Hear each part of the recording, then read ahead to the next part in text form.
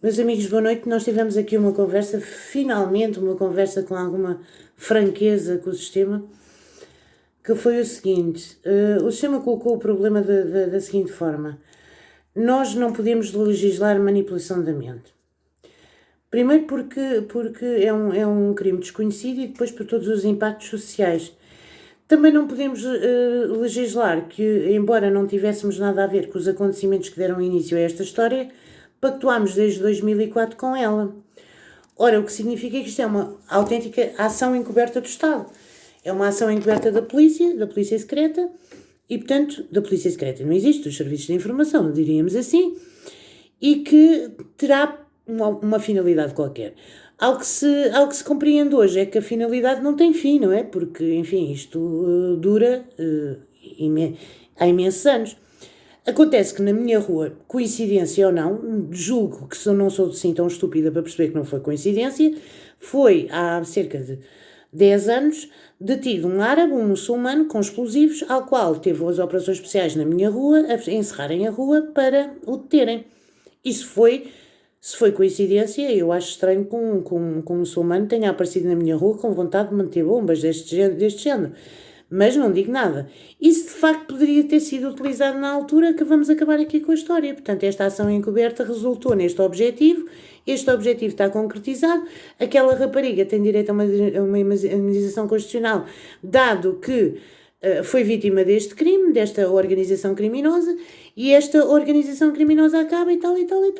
Não, este é um dos aspectos pelos quais o Estado poderia eventualmente ilibar-se destas responsabilidades que tem tido até aqui e lavar as mãos do assunto, porque a história continua, a guerra continua, e os assuntos que aqui se tratam são de segurança interna e não só, segurança externa também, daí que haja impacto e reações e consequências vindas do estrangeiro. O que eu queria aqui referir em relação à manipulação da mente, não podendo legislar a manipulação da mente, dado que o Zé Povinho, enfim, perante o sistema que é o que é, não é? Portanto, perante uma demagogia que já não é uma demagogia, eu diria, peço imensa desculpa pela linguagem, mas uma brutal caganeira, evidentemente ficaria a olhar para isto, era só o que nos faltava agora é que manipulassem a mente, sobretudo estes palermas que para aqui andam. Pois, mas é que acontece que eu já referi o caso do Lakers Field nos Estados Unidos, que é o tal caso do Jason Bourne, que deu origem ao Jason Bourne, ao filme. Esse caso foi secreto, foi arquivado e foi julgado secretamente. Ele realmente recebeu cerca de 30 milhões pelo crime que o Estado cometeu contra ele, mas os Estados Unidos não legislaram manipulação da mente, independentemente dos Estados Unidos fazerem experiências com a MK Ultra desde os anos 50 e, portanto, terem e utilizarem este meio de investigação e utilizarem este meio como retaliações contra inimigos. Não haja dúvida que mas eles têm uma posição geoestratégica mundial, como sabem, da importância e da grandeza que é, e portanto não lhes interessa isso. Países como a França e a Inglaterra o mesmo, países como Portugal seriam insignificantes, nós somos os insignificantes. Mas países onde realmente a democracia vinga, onde a cultura é democrática, onde há transparência e onde há justiça, como por exemplo os países nórdicos, nomeadamente a Suécia e a Noruega, têm a manipulação da mente legislada.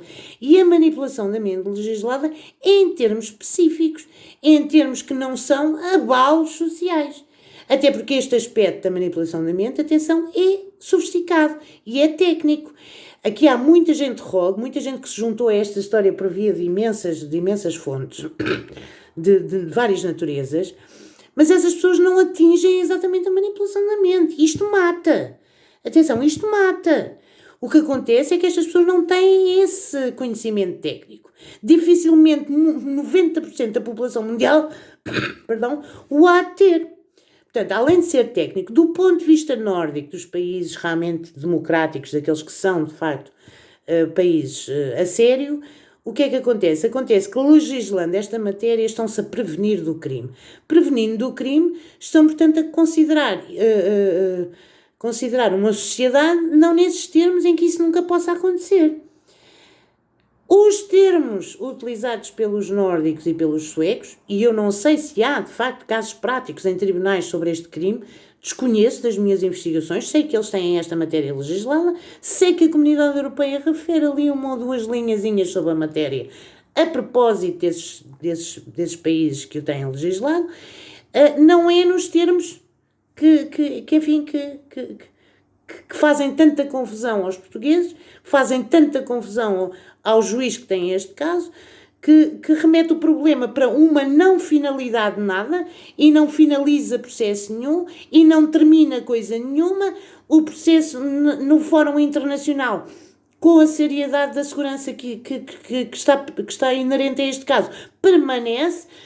A imagem de Portugal e agora sim os negócios em Portugal, os negócios com estrangeiros, as relações bilaterais afetadíssimas com isso. Como vocês sabem, este Presidente da República e o Governo saíram de Portugal apenas para 2 visitas oficiais, uma delas à China, que agora quer-se ir embora desesperadamente daqui, e portanto mais nenhum retribuiu os convites que tiveram e as visitas que fizeram aqui. Nenhum país vai convidar Portugal. E, portanto, ponderem em, de facto, fazer uma investigação a sério em relação a esta legislação e a esta matéria e, por favor, não deem isto, não ponham isto nas mãos dos patetas dos políticos, porque então é que isto vai ser caótico, dadas as consequências que estão aqui em causa. E era bom, não para os portugueses coitadinhos mal sabem ler e escrever, mas para aqueles que sabem ler e escrever, que são uma pequeníssima minoria, a seriedade deste assunto. Obrigada.